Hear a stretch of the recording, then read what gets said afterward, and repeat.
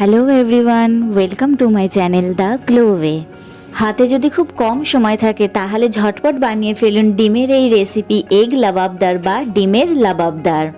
রেসিপিটি বানানোর জন্য প্রথমে এখানে 3টে মিডিয়াম সাইজের পেঁয়াজ নিয়েছি, সেগুলোর খোসা ছাড়িয়ে এগুলোকে একদম কুচি কুচি করে কেটে নেব। এটা কিন্তু খুব সিম্পল একটা রেসিপি আর চটজলদিও তৈরি হয়ে যায়, খেতে কিন্তু দারুণ লাগে। আপনারা অবশ্যই বাড়িতে ট্রাই করবেন আর আমাকে কমেন্ট করে জানাবেন যে আপনাদের কেমন লাগলো এই রেসিপিটা। এখানে আমি পেঁয়াজগুলোকে একদম কুচি কুচি করে কেটে নিয়েছি। আপনি চাইলে এর থেকেও আরও ছোট বা পাতলা স্লাইস করতে পারেন।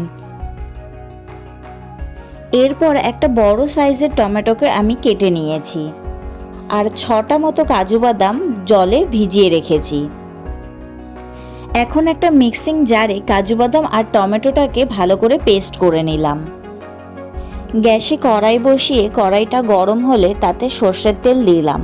তেলটা একটু গরম হলে তার মধ্যে গোটা জিরে আর গোটা গরম মশলা ফোড়ন দিলাম আর তার সাথে 2টো তেজপাতাও দিয়ে দিলাম। এরপর এর মধ্যে কুচিয়ে রাখা পেঁয়াজগুলো দিয়ে দিলাম। এখন পেঁয়াজটাকে কিছুক্ষণ নেড়ে চেড়ে নেব।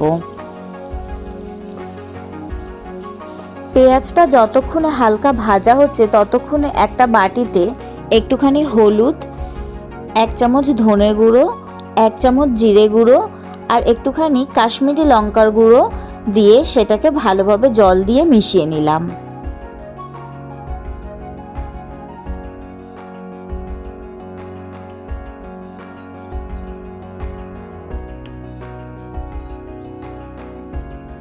এখানে পেঁয়াজটাকে বেশি ভাজবো না, যখন পেঁয়াজে একটু হালকা গোল্ডেন কালার চলে আসবে তখন এর মধ্যে এই গুলে রাখা মশলাটা দিয়ে দেবো আর তার সাথে মশলার বাটি ধোয়া জলটাও দিয়ে দিলাম।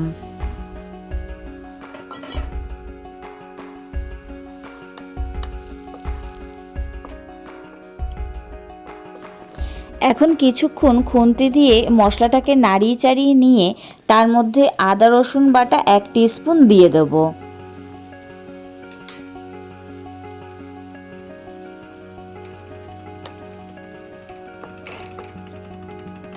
এরপর মশলাটাকে ভালোভাবে বেশ কিছুক্ষণ কষাতে থাকবো। তারপর যখন মশলা থেকে তেল ছাড়তে আরম্ভ করবে তার মধ্যে পেস্ট করে রাখা টমেটো আর কাজু বাদাম বাটাটা দিয়ে দেব।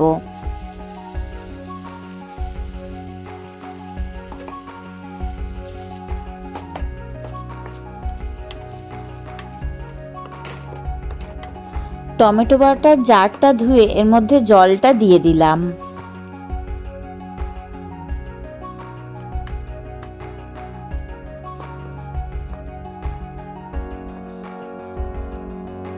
এখন এর মধ্যে একটু নুন ছড়িয়ে দিলাম।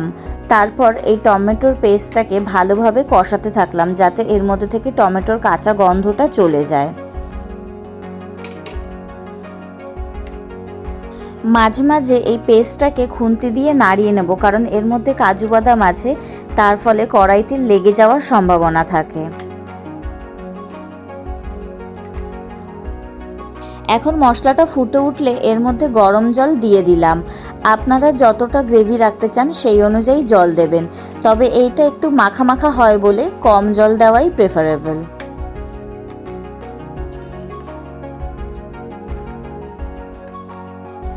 জল দেওয়ার পর এর মধ্যে স্বাদ মতো নুন আর স্বাদ মতো চিনি ছড়িয়ে দিলাম। এরপর আবার কিছুক্ষণ খুন্তি দিয়ে নাড়িয়ে চাড়িয়ে নিয়ে এর মধ্যে দেওয়া তেজপাতাগুলোকে তুলে দিলাম।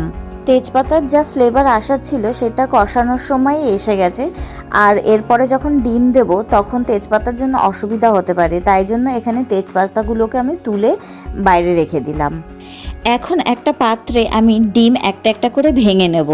তারপর ডিমগুলোকে একটা একটা করে গ্রেভির মধ্যে দিয়ে দেবো। এখানে আমি বাটিতে আলাদা করে ডিম ভেঙে তারপর দিচ্ছি, কারণ ডিমটা যদি নষ্ট হয় আর ডিরেক্ট মশলার মধ্যে দিয়ে দিলে গ্রেভিটা খারাপ হয়ে যেতে পারে, তাই জন্য এখানে একটা একটা করে ডিম বাটিতে ভেঙে তারপরে দিচ্ছি। ডিমগুলো দেওয়া হয়ে গেলে এর উপর থেকে একটু গোলমরিচের গুঁড়ো স্প্রিঙ্কেল করে দেবো, আর তার সাথে কাঁচা লঙ্কা দুটো চিড়ে আমি এর উপর থেকে ছড়িয়ে দিলাম। এখন কিছুক্ষণ কড়াইটাকে ঢাকা দিয়ে রেখে দেবো যাতে ডিমগুলো ভালোভাবে কুকড হয়ে যায়। ঢাকাটা তুলে দেখছি ডিমগুলো ভালোভাবে সিদ্ধ হয়ে গেছে, তাই একবার খুন্তি দিয়ে ডিমটাকে আরেকবার উল্টে দিলাম। এবারে এর উপর থেকে একটু কস্তুরি মেথি গুঁড়ো আমি ভালোভাবে ছড়িয়ে দিলাম। আর এখন একদম রেডি হয়ে গেছে আমাদের এগ লাবাবদার, আর এটাকে আমি সার্ভ করে নিচ্ছি একটা প্লেটে। আপনাদের যদি ভালো লেগে থাকে ডিমের লাবাবদারের এই রেসিপিটি, তাহলে আমার চ্যানেলটিকে সাবস্ক্রাইব করে দেবেন, আর লাইক শেয়ার কমেন্ট করতে কিন্তু ভুলবেন না।